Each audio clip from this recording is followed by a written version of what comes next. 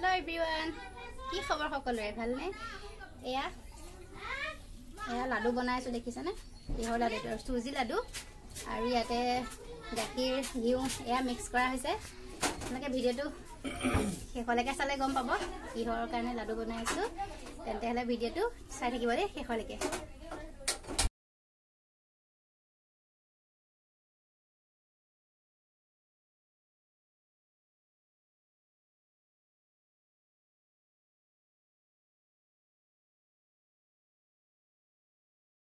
এয়া আমাৰ ডালমোহন ৰেডি হৈ গ'ল আৰু এইখিনি বেছি ৰঙা হোৱা নাই।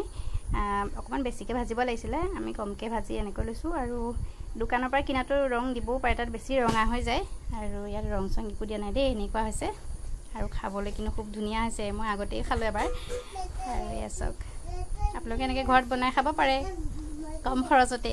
এইখিনি কিনিবলৈ গ'লে কিমানখিনি পইচা গ'ল হয়, ইয়াত কিমানখিনি আছে এতিয়া চাওকচোন। আৰু খুৰীহঁতকো দিছোহে।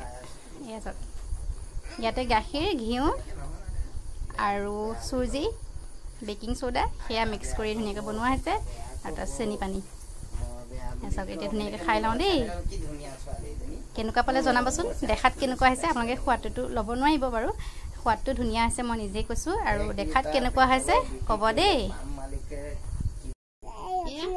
ধুনীয়াকৈ লৈ ল'লোঁ বাতিত লালমোহন আৰু এতিয়ালৈকে খাই দেখুৱাই আছোঁ দেই।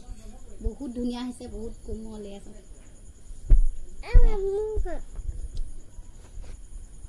একদম মজা হৈছে।